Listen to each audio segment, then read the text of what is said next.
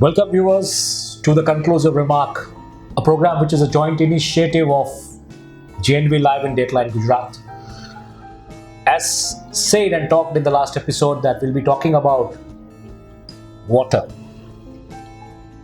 Water is essential for the life. Water in itself is a life. Dr. Jay Narayan Vyas, who doesn't need any introduction anymore, a thinker, a statesman, and economist, is nowadays more in headlines for his analysis on water because of water rather than economy, because of water and life. So let's talk to Dr. Vyas, and this is going to be. Let me tell you, this series which we are going to do on water is going to be spread over a couple of episodes. So this is the first episode, we may call it, when we are talking about water, and when Dr. Jay Narayan Vyas talks about water. You be sure that it will not be monotonous and it will be interspersed by some other issues pertaining to our economy. Also. For example, today one of the union government's advisors have said that India is caught in middle income economy. We are already stagnating, and it is a very, very dangerous sign for the economy in the years to come.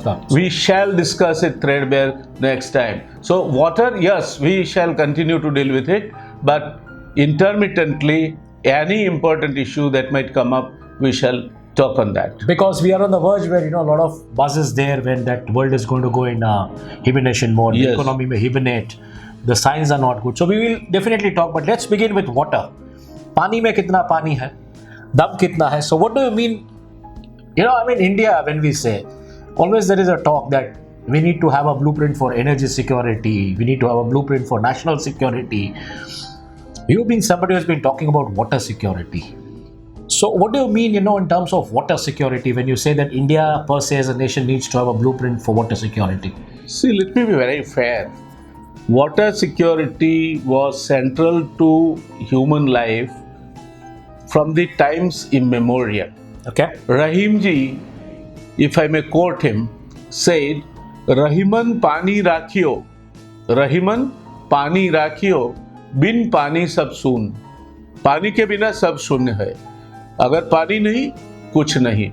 और रहीमन पानी राखियो, in other words, means that you should not stoop down to a level which doesn't befit the position you're holding. So Rahiman pani rakhiyo, be true to your blood, be true to your pedigree, and bin pani sab soon. Agar pani nahi hai, if you are not true to your pedigree, if you are not true to the responsibility or the position you are occupying, it is zero.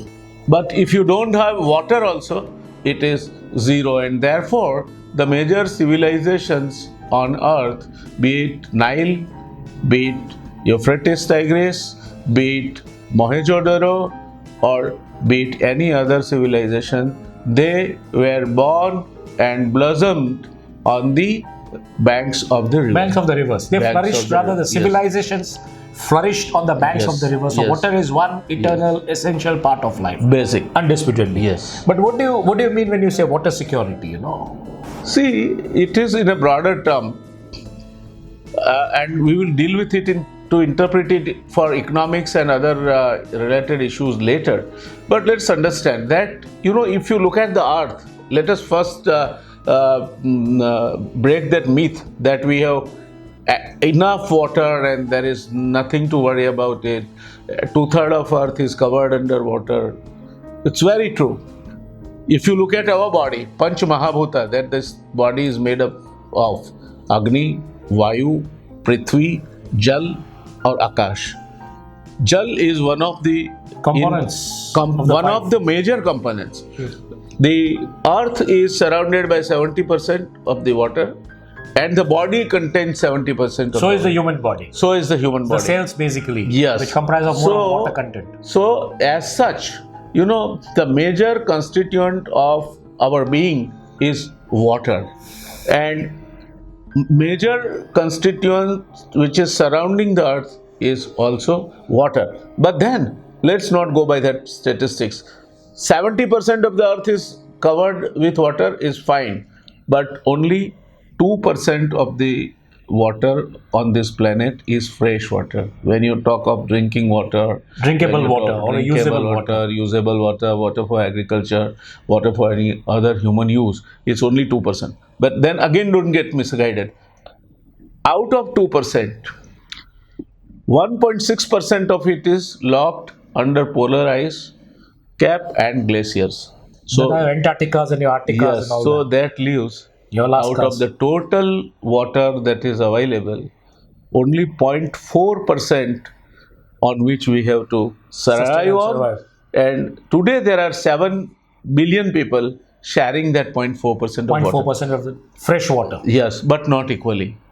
Let me tell you, we'll come to it when we come to India. But hurriedly, I want to add to it that recently United Nations, their forecast, if you look at it, that 2004 they forecasted that by 2030 the world population is projected to reach 7.5 billion. Okay. Low estimate, and 9 billion medium estimate. By 2050, from the current level of to 6.7 billion, which we are talking about. Sure. But what is alarming is, it is estimated that by 2030, the demand for water will be 40% more than it is today currently. And further add to the complications, I may add that 50% higher in most rapidly developing country. So if you take world average, it might grow by 40%. But if you take average water uses in developing countries, including India, it will be 50% higher. Okay. So you will need more water, and you are already stressing the water resources available to you. 0.4% of water. India has 16% of the population of the globe, second largest populated country on the earth, and by 2025 we will overtake China. So we'll be the most populated country on the earth, and then we don't have the water resources to meet with the growing population and the growing demand that we might have. So that's what you talked about, the current scenario in the world in terms of the population growth and the kind of water share we have. Now the demand is going to scale up. Yes. So this brings me to a question, when you say this world scenario, when you talk of India, when you say that India is going to be the second populous nation on the world map. Yes. Sooner than the later. How grave is the situation in India? See, let's go back to 1951 when our first 5-year plan was written. Okay. We had more than 5,600 cubic meter per person per year water available. It's 5,600 cubic meters plus per person per year available. Okay. Today it is less than 1,100 cubic meter per person per year. So it has dwindled already down by 1/5. 80%. Yeah. And that too again not evenly distributed. What makes India a problematic country is that 2/3 of our water resources are concentrated in the areas of Ganga, Brahmaputra, Meghna, these major rivers, with 1/3 of the population, wherein 2/3 of the population is in the area where you have 1/3 of the water. If you draw a vertical line on the map of India, all the states through which it passes are water stressed states. Okay. So it is again, let us not be under any illusion that 1,100 meter cube per person per year is everywhere.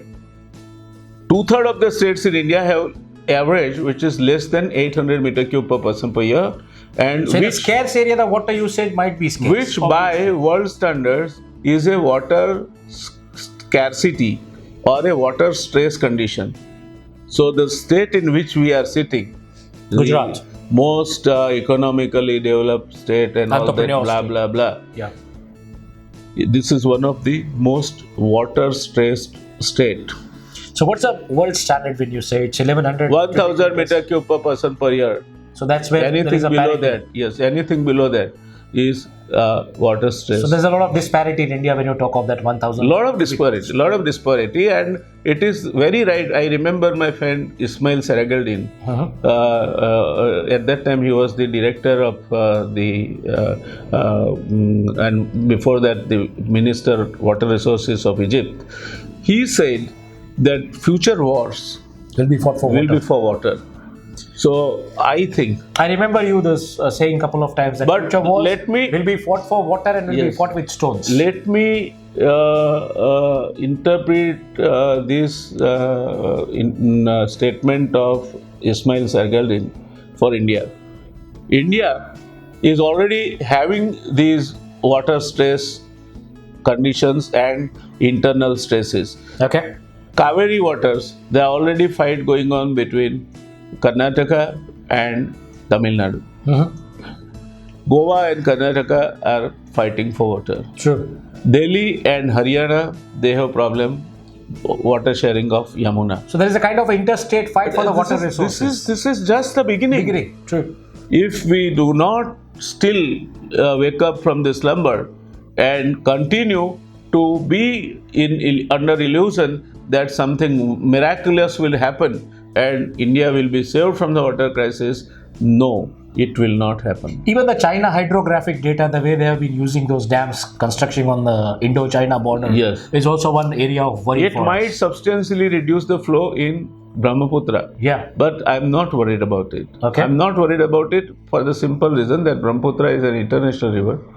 Even India could not have done much stopping its water flowing away to Bangladesh. Sure. So Brahmaputra, Ganga, Meghna, Yamuna, these are the rivers which are flowing to the earlier West Bengal, now Bangladesh.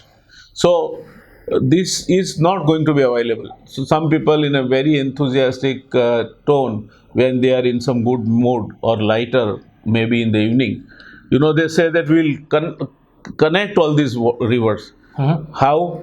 They don't know.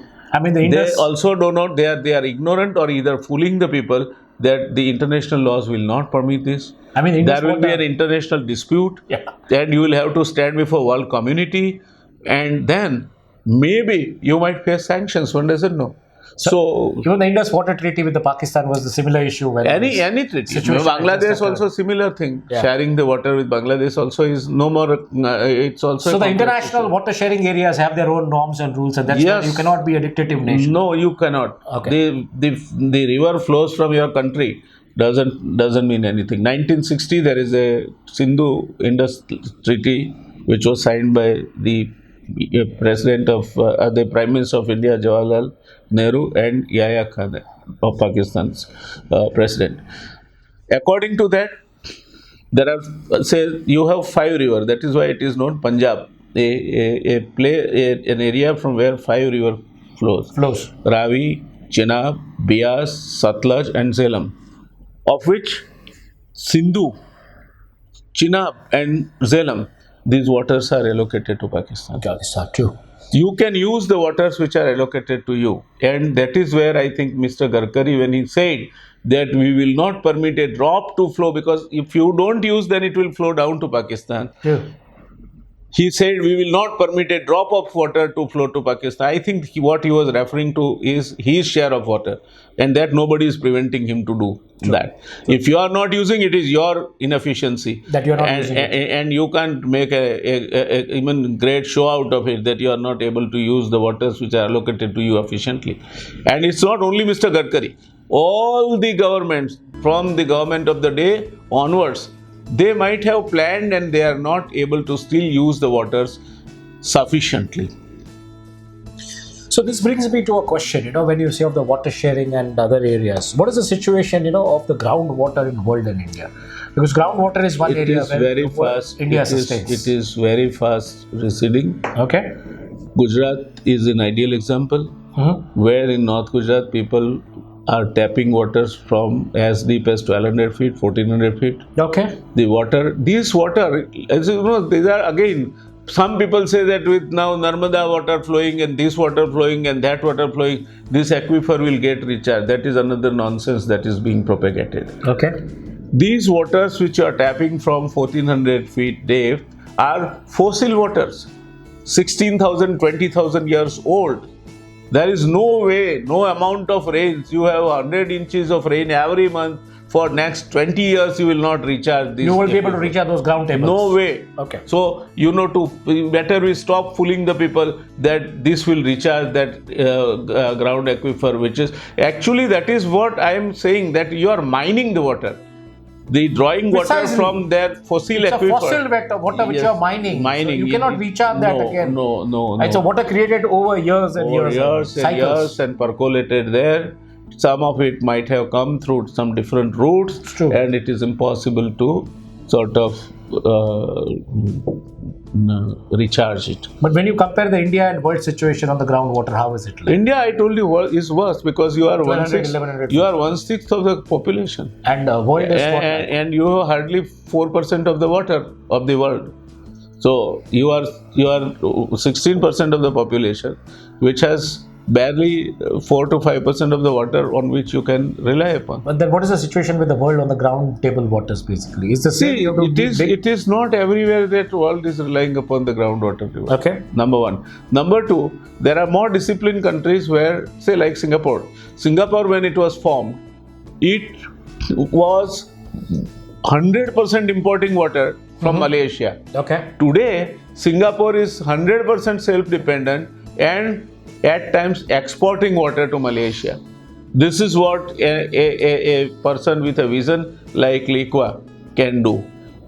Orange Country in California, they have a scheme called toilet to tap. Okay. All wastewater they are recycling, making it purer than the drinking water you will get from any source on the surface, and it is being used for drinking. So this is what a technology committed country can do.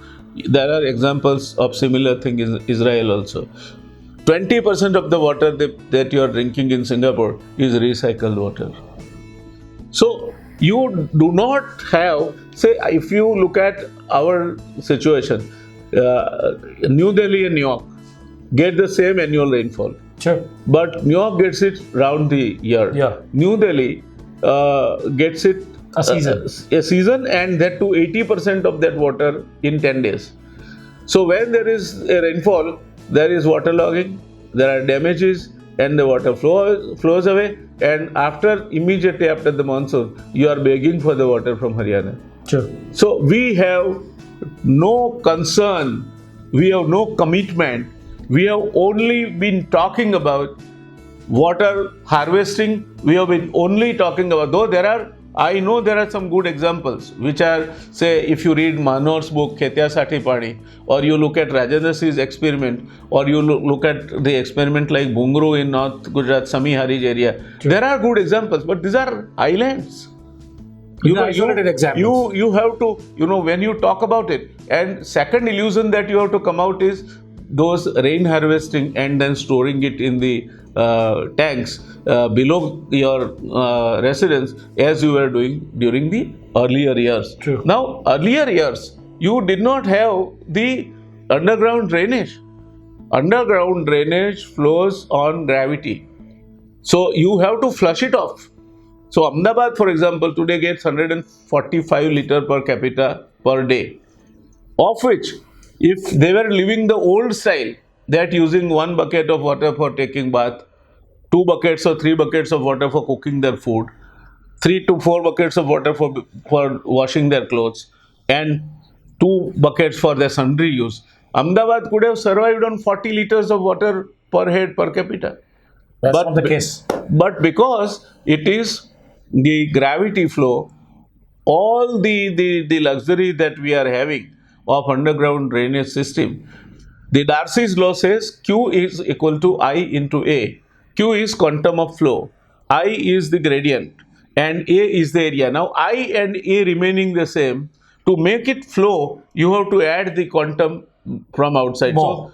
So you are using lot of water for flushing these gutters, and you will have to find a way out that you recirculate this water, which is for non-edible use, and use it for flushing your gutters, and have only the water which is required for your daily use, Utility and use. for survival, food, drink, and sanitation. Sure. Minimal requirement.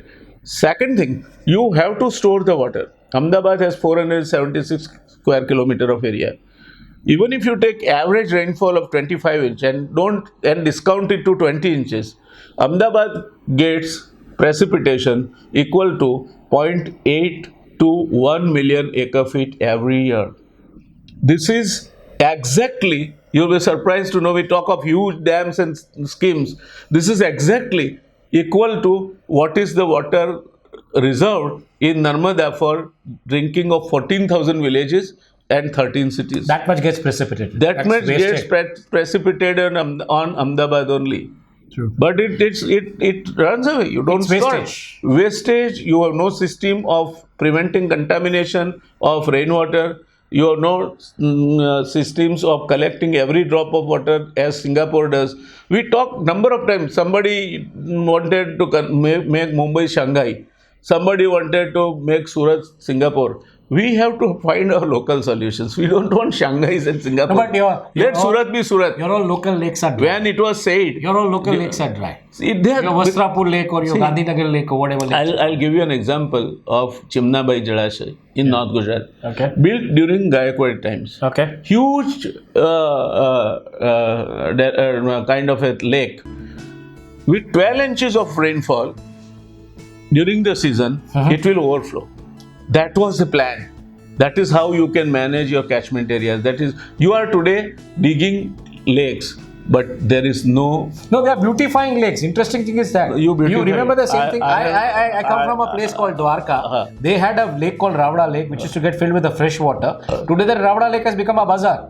I mean, it's completely filled. You know, the point is you that. should have, like, you have 500-meter zone. True. Security zone from coastal area. There you can't construct anything. Like all water resources, you should have 500-meter zone that you cannot do construct anything in that area. No, you are not gardens. True. Because the moment you collect the human beings there, they will throw garbage. Litter the We things, have the plastics worst and everything. habits Yeah, of cleanliness, and you are bound to contaminate that water. Very true. But having said this, the ground table situation, the kind of situation which is there, the kind of technology and innovation which you need to bring into water.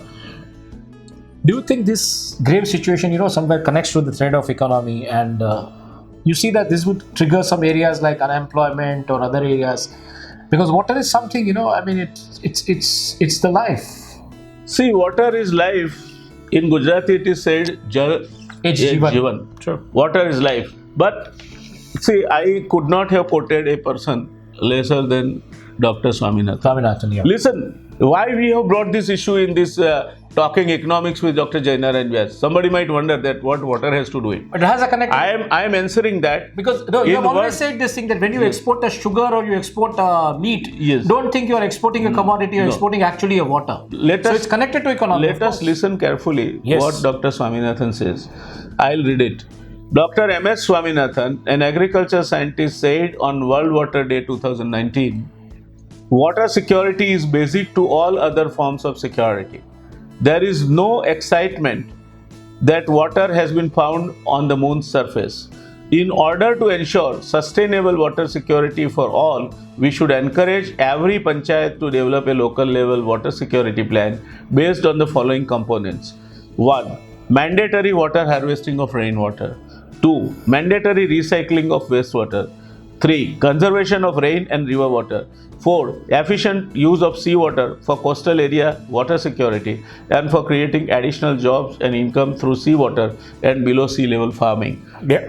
Next is harnessing dew and snow. That is where they do it in the desert. Some experiments have been done in Kutch, harnessing a dew water. It is widely popular thing In Israel also, I think. Israel, even in Australia. What is important is the collection and conservation of all forms of water and their effective use. See, Dr. Swaminathan for food security said that it is better to have grains than buy guns. Now you do not have water, you will not have grains.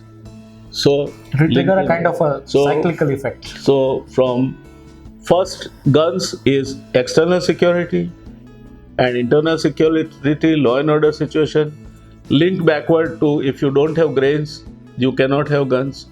So food security, and you cannot have grains if you don't have water. So water security is basics to any economic activity or any civilization And that, I think, was the reason why most of the prosperous civilizations, they took deep roots on the banks of the river. I think we'll stop here. There are not many important things to be discussed on water and water security. But let us there is not. one hope which I've just been seeing one video which is going viral on the social media. Yes. The solar panels used to collect the drinkable water from the form of moisture. See, 5 liters a day kind of a only one thing will not work. And there were several Solar stills, where way back demonstrated by the Central Salt and Marine Chemical Research Institute, Bhavnagar. It is not something, a great idea which has now descended down on the earth. Let us not see what happens is, once there is something, we make it a model. That will not work. You will have to use everything, every local solution that is available. Then constrain on using the water. Earliest we start charging the water, metering the water, it will be the best thing that can happen to water security. A discipline to kind of use water. And then recycle the water that is available. But let me again, before we end, blast another myth. Whenever it comes, this country last few years, we have been specializing in putting one stakeholder group against another stakeholder group and make them fight. So that while they fight, you can merrily make your time. Now, anytime we talk of water security, the farmers will blame industry. No, that is not true. 80% of the water is consumed by agriculture. 15%, roughly 15 to 16% by industries, and 4 to 5% for human use and consumption. So we will have to learn to grow crops which are water efficient, dryland farming, and keep away from, say, out of the water that is consumed by the agriculture, 70% is consumed by only 2 crops, paddy and sugar. So we'll have to steer clear of these crops which are water intensive. Go for value added crops for the farmers. The farmer also will have to be taught to make his living through the high price crops. Because the land parcel is again dwindling. So these are all complex issues linked with each other. But today's politicians specialize in putting one group against other, make them fight, and like those 2 cats and a monkey, eat the pie. Eat the pie. No, they're so I think, why should you depend upon the government for everything? Why can't you have local solutions? And wherever people have taken the initiative. Rajasthan is the best example. The way they do the farming, the way they conserve the water. See, Disa, if you go in Banaskantha district, some of the areas on the touching Disa border in Patan district, there is absolute use of sprinklers and drip irrigation. Farmers have adopted it. Rajasthan has made it compulsory that if you want Narmada waters, you have to have micro irrigation system. But why then government has to? What is government after all? In a democracy, you are the government. And remember JF Kennedy, who said, don't ask what your country can do for you, ask what you can do for your country. We have become beggars before the government for everything, and we realize and we forget perhaps that we are the government. It is people who are the government. Yes, we the people, as Nani Palkiwala said, we the people who are the government. And but I'll conclude it with his own quote, where he says that India is like a donkey laden with golden bars. The donkey doesn't know the worth and value of gold. Nonetheless, it feels the load of it. Highly talented country. We have capabilities to adopt things faster. We have the highest English-speaking reservoir of manpower anywhere in the world. We have the highest technically talented manpower anywhere in the world, but we are poor in terms of our mentality because we have forgotten one thing, that in a democracy, you get the governments you deserve, and therefore, those who want better government must be prepared to contribute something to see that we get governments who talk straight, who do not fool people, who do not show them rosy dreams, and who are able to deliver what they are saying. If that happens, then only the water will be sorted out. Otherwise, this issue alone has the potential to break this country. So that was a conclusive remark from Dr. Jay Narayan Vyas. We as a nation, the way we consume water, the way we need to discipline ourselves in consumption of water, it's we the people who need to bring the solution to this problem and see that the water security of the nation remains tight. So the other areas of security followed by the water security remain in its own compartment. We'll keep on bringing you such topics of economic sensitivity which touches you, me, everybody. And please do share your feedback on our YouTube handle, Talking Economics with Dr. Vyas. And do keep on sharing your feedback, and do stay tuned to our YouTube handles and keep watching us with more and more such topics. This is the first such one in the episode of Water series. We'll still bring you a few more episodes, and we'll always talk on the economic developments meanwhile happening in that particular time frame. Thank you for watching, and do keep on watching us. Thank you once again. Thank you. Next episode on middle class economy. What is the truth? What are we hearing for? Thank you, friends, Thank you for watching this. Thank you. Join me on my YouTube, Jay Narayan Vyas General. Don't forget to press the red button. Also press the bell icon so that you get every intimation of any video posted on my channel. Welcome again to join me. Thanks for watching. Thank you.